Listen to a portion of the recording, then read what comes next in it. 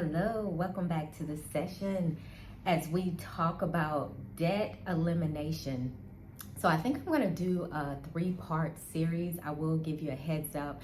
One is going to be on debt elimination, another one's going to be on saving, and another one's going to be on kind of protecting your income, protecting your lifestyle that you are currently building. So as an ownership babe, if you are here, you are positioning yourself to own. And what I mean by own things is to own your mindset first and foremost, to own your thoughts, hopefully to own your actions, and to really own, hopefully, income producing assets. That's so important. So being an ownership babe is an all around it's just an all-around thing, and I want to make sure we do it. So today we're going to jump right in and just talk about debt elimination. Most times I freestyle these videos, but today I decided to take some notes, so you may see me glancing. I want to make sure I cover everything when it comes to debt elimination. That is so important, only because we know right now debt is at an all-time high. Savings is at an all-time low for most people. So I want to make sure that we spend some time kind of decoding this process, kind of my truths. As I always say, these are my truths. Hopefully they align with your truths. Hopefully there's something that you could use. So let's get started. First and foremost, when you're trying to eliminate your debt, you have to change your mindset. I often say if you change your mindset, you will change your life. But when we're talking about debt, you really have to think about it. I had to really think about, why would I want to pay so much interest to a company versus making that type of interest on the money that I save? So I had to reframe my mindset. I really had to do things like, when you think about debt, there's probably a thing called simple interest and there's compound interest. Now, simple interest is what most people pay, let's say on a car loan. That's where you're paying interest once a month, right? However, when you purchase a home, for the homeowners out there, the aspiring homeowners, what you pay is compound interest. So every single day that you breathe, you are paying interest.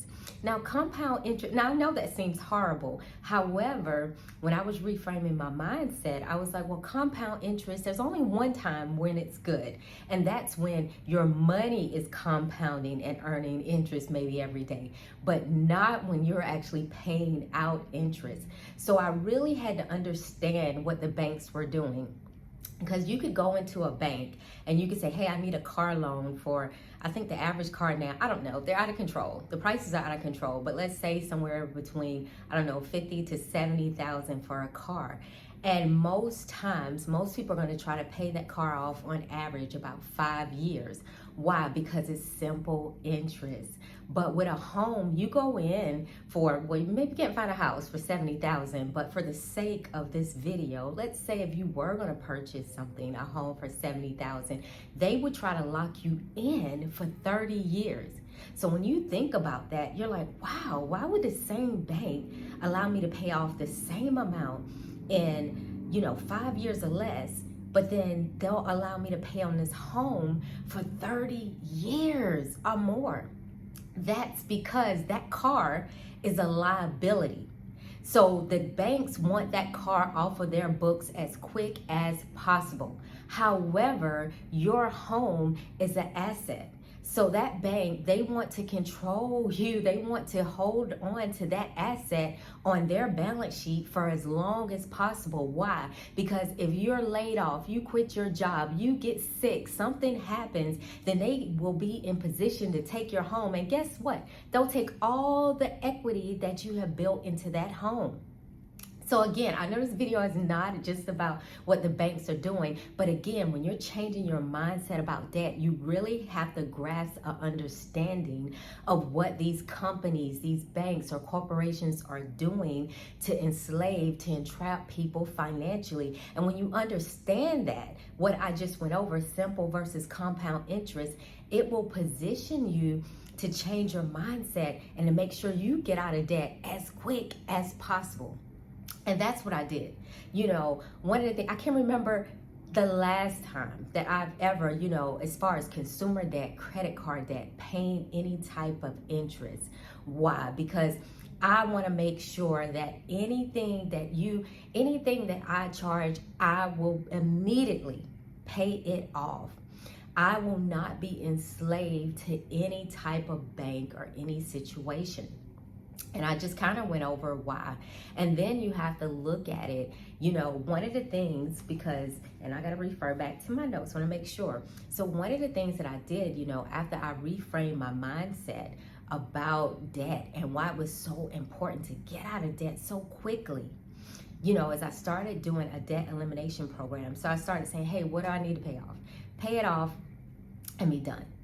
And the last thing was the home, the compound interest. So almost 2 years ago, totally paid off the home, dropped that payment, the last payment on it. I promise you, it felt so good to drop almost 30 grand just to pay it off, because I understood now I owned it. So the home moved from their balance sheet to what my balance sheet. So now it became an asset to me, because until you pay it off, that home is a liability. And liability means you owe someone.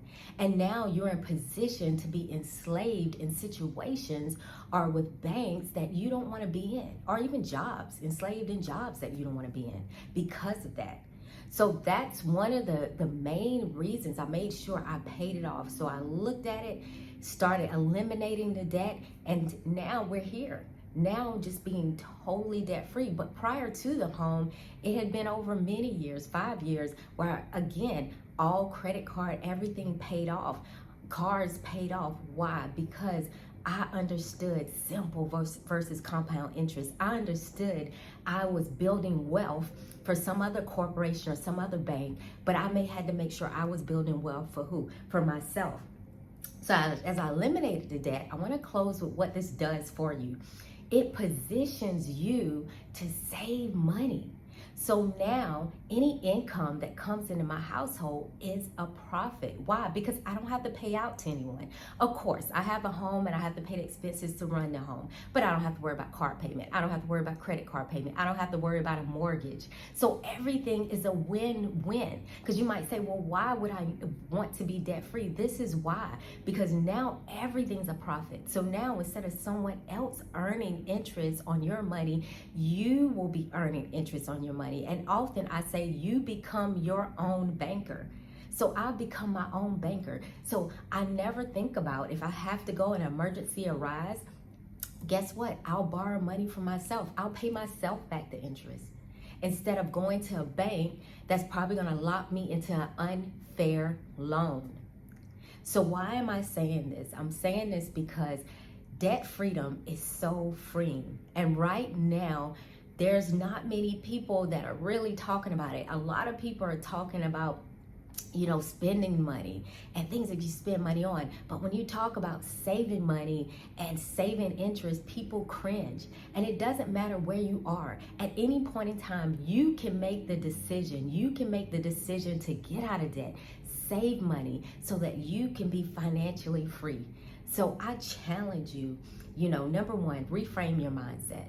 Number two, do a debt elimination plan, whether it's one where you just pay off, the high interest debt or the high balances, or maybe you do the snowball effect or the avalanche. Really, it does not matter what method. You find the method that works for you, and then you work it. And as you're working it, you will look up and you will be debt free. And once you're debt free, now you're in position to save money, to invest like no other. So I challenge you, eliminate the debt. And I'll see you in the next section as we talk about savings. Thank you for tuning in. Hasta luego.